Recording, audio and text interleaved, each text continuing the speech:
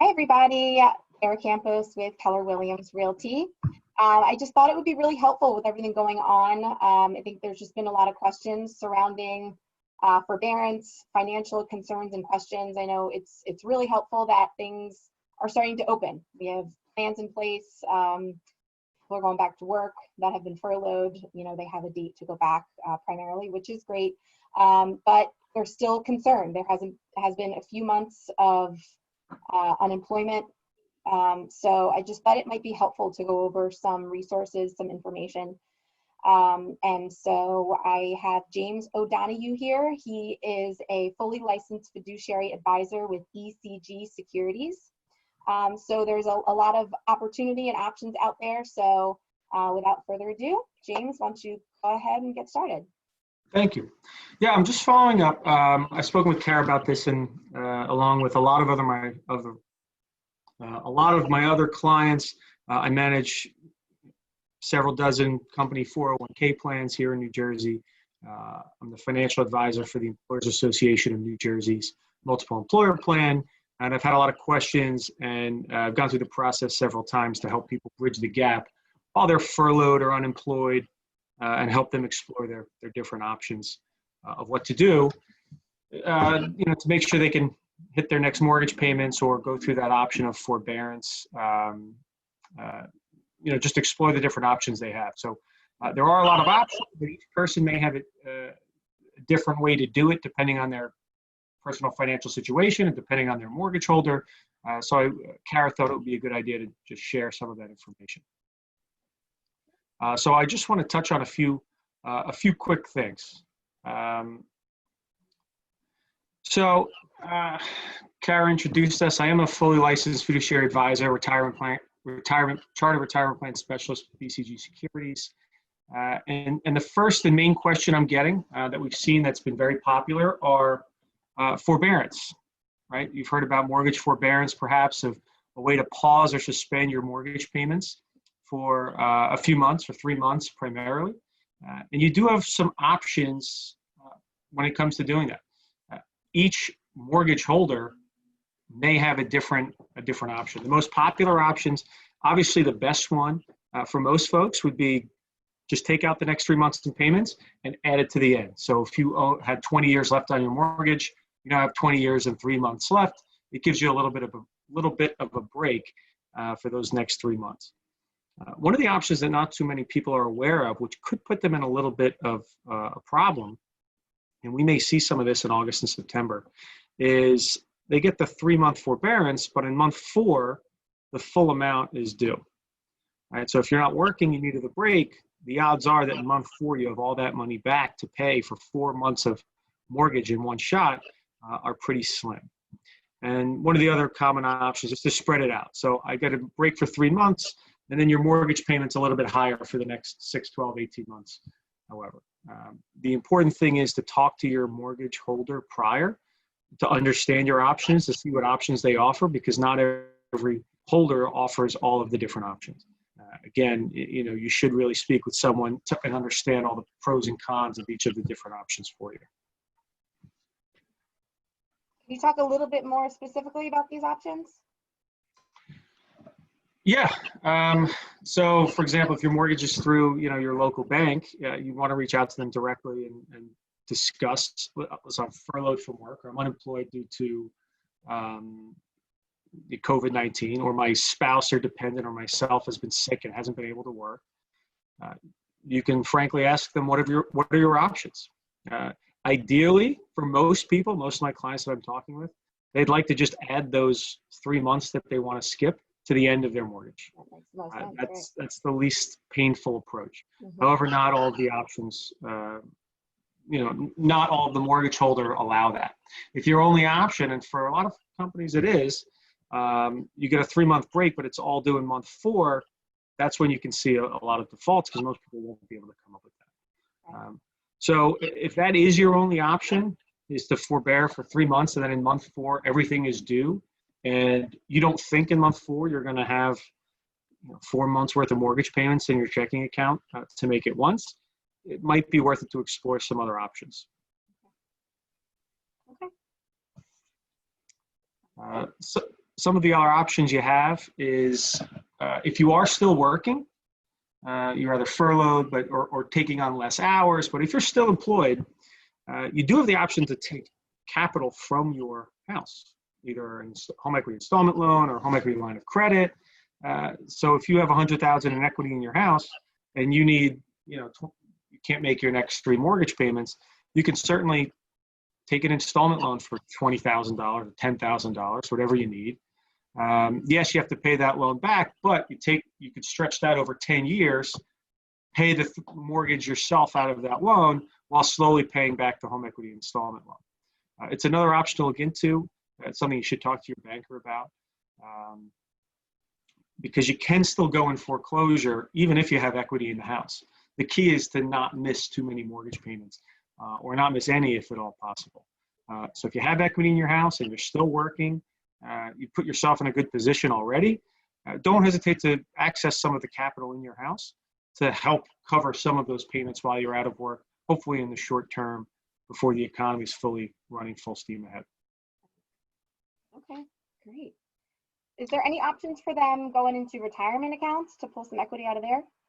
Sure, yeah. So because of the CARES Act, it relaxed a lot of the rules and limitations you have for your retirement account. So again, if you are affected by COVID, which is a lot of people who may need the help, right? You're sick, a dependent's sick, you're furloughed, you have reduced hours, you lost your job, that all falls under that umbrella. You do have the access to pull money out of your retirement account without the 10% penalty. So prior to the CARES Act passing a month or so ago, any distribution from your retirement account, you couldn't take any money while you're still working. If you did have access or allowed to take it before age 59 and a half, which is retirement age, you have to pay a 10% penalty. The CARES Act is now allowing you to withdraw up to $100,000 from your 401k or retirement plan without paying that 10% penalty. You're still subject to pay the taxes on it as ordinary income. And obviously, the more money you take out, the higher tax rate you're going to be in. But it is a nice option. It is an option because you've been saving that money and you do have access to do it. Now, your company has to agree to do it. So it's very simple for them. They send an email to the 401k provider and say, we want to take advantage of the CARES Act. But if they allow it, then you have access to take out that up to $100,000 withdrawal and avoid that penalty. They also increase the amount of money you can take as a 401k loan.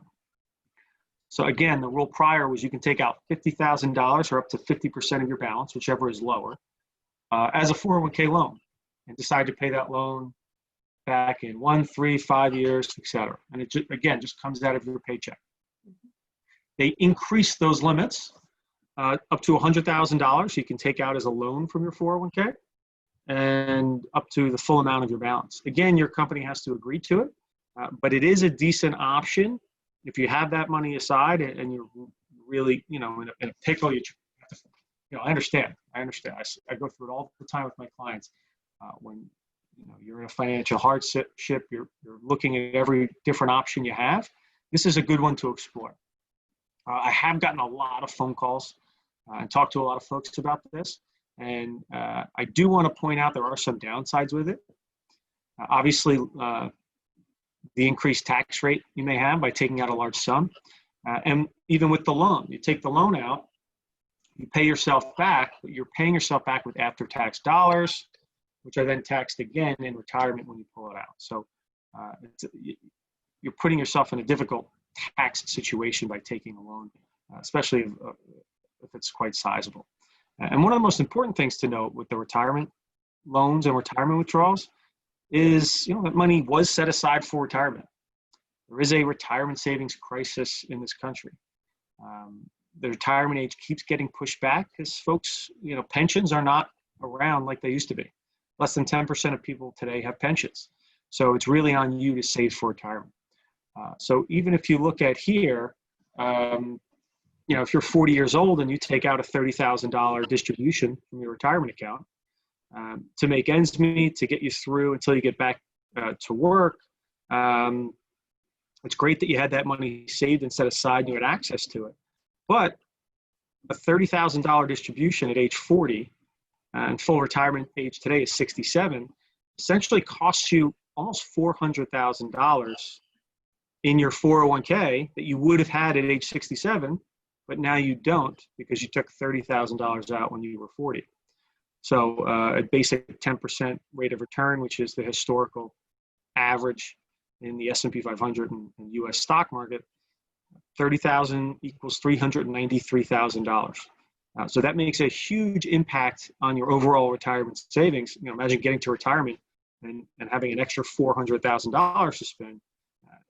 You're really losing that opportunity cost of allowing that money to stay invested and keep working in the market. So it is something to take a look at and talk to a financial professional to understand the different options that you have. A staggering number. I mean, I think to see it put in those terms, oh, it's just 30,000 now. Well, wait a few years, and that's what it ends up being in the long run. So that's crazy. Yeah, I show people all the time. One of my favorite tools is you can Google 401k calculator. Top one that comes up is bank rate. Nothing to do with them. It's a very simple. You plug in your age, your income, how much you're contributing. And then when you want to retire, and most folks are blown away by the amount of money they're projected to have in their retirement accounts. Wow. It's the other way too. If you take money out, you decide not to save that much, you can really see it hurt you over time. Yep, goes both ways, that's for sure. Yep. So if this is a little bit too staggering for people, they're like the $30,000 now, does it make sense for me to lose almost $400,000 later? Maybe considering selling their home, downsizing, doing something, taking the value out of their home by moving. Would that also be an option? That is an option. Yeah, absolutely. And I understand that, a lot of people, because they see the money in their retirement account, it's the easier way to go. But you do have the option to, of course, sell your home, right? For a lot of folks, it's not their ideal situation, but if the value of their home has gone up, which most homes have over the last 10 years, you can always sell your home, right, before you miss any mortgage payments, which would, hurt your credit or potentially have to declare bankruptcy, which could hinder you from owning any home for the next several years. If you plan ahead and you understand that potentially you may not be going back to work as soon as you want, you may not have a retirement account to access, and you may not have the greatest options for forbearance, you do have the option to sell your home, right? Take the equity that you've built over time, take the growth and the underlying value of the home now, and use those proceeds to rent for a few years. Most folks' home values have gone up enough that, and they've built up enough equity with a 20% down payment or whatever they have in their home, they can easily rent for several years without having to worry about going into default on their home, declaring bankruptcy, and going through that credit process that could really hurt you over the long term. Right. And certainly from my perspective, I'll say it's a great time to sell. I mean, if you find yourself in this situation but are a little nervous that you're not going to quite, it's just not the right time to sell based on the market. The market is very much a seller's market. It was a seller's market before COVID happened, and now it's even more so. Inventory is very low.